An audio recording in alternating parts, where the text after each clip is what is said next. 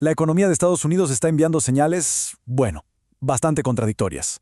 Mientras algunos ven un aterrizaje suave en el horizonte, otros advierten sobre una posible recesión.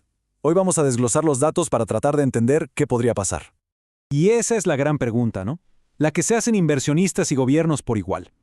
La respuesta va a definir el rumbo económico de los próximos años, y como vamos a ver, hay argumentos muy pero muy sólidos en ambas direcciones.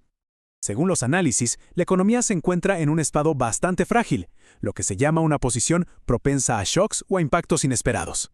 Es como si estuviera haciendo equilibrio en el filo de una navaja. Perfecto, entremos en materia. ¿Qué factores específicos hacen que la economía se perciba tan vulnerable en este preciso momento? A ver, son varios los focos de riesgo.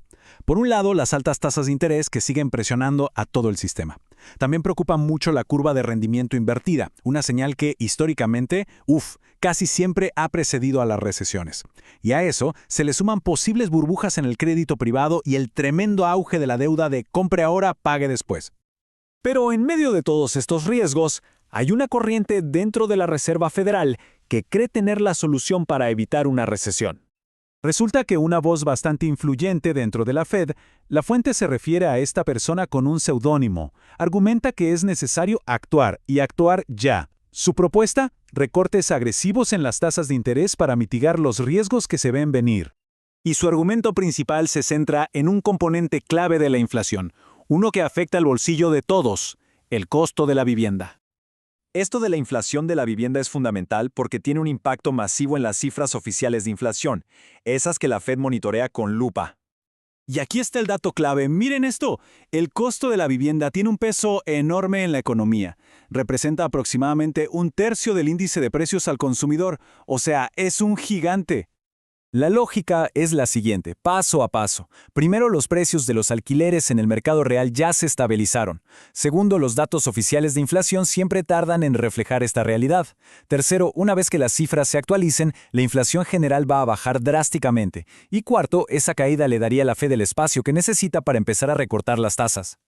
Pero ojo, que no se trata solo de los alquileres, hay otros factores que también apuntan en la misma dirección. Por ejemplo, un menor crecimiento demográfico reduce la presión inflacionaria a largo plazo. Además, dicen que recortes proactivos podrían ayudar a absorber despidos causados por nuevas tecnologías como la inteligencia artificial.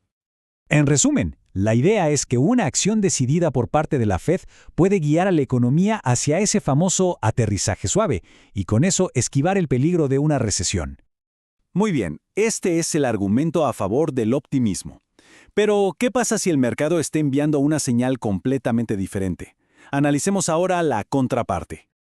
Aquí es donde entra en juego un indicador histórico, el precio del oro, que está mostrando un patrón que en el pasado, ha precedido a problemas económicos. Este aumento rapidísimo y súper pronunciado en el precio es un patrón bastante raro, y los analistas lo están observando con muchísima atención. Y aquí está el gran dilema. Si miramos la historia, picos similares en el precio del oro han precedido resultados muy distintos. En los 80s ocurrieron justo antes de una recesión, pero en 2011 fue después de una crisis. Esto hace que la señal de hoy sea muy difícil de interpretar. Básicamente, la interpretación del precio del oro depende de qué futuro se espere para la economía. Si se cree en un aterrizaje suave, el oro podría estar en su punto máximo por mucho tiempo. Pero si se piensa que se avecina una recesión, su precio podría seguir subiendo, y mucho. Entonces, ¿cómo reconciliamos estas dos narrativas? Son dos historias muy poderosas, pero totalmente contradictorias. Aquí tenemos el enfrentamiento final de los argumentos. Por un lado, las razones para un aterrizaje suave, como la caída de la inflación de la vivienda. Y por el otro, las señales de advertencia como ese patrón del oro y la curva de rendimiento que sigue invertida. El análisis concluye que no hay una respuesta clara. La economía está como atrapada en un tira y afloja, en una lucha de poder entre las intenciones de la Fed y los temores del mercado. Al final, todo se reduce a una sola pregunta. ¿Qué fuerza va a pesar más? ¿La determinación de un banco central para evitar una recesión o un patrón histórico que, la verdad, rara vez se ha equivocado? El tiempo lo dirá.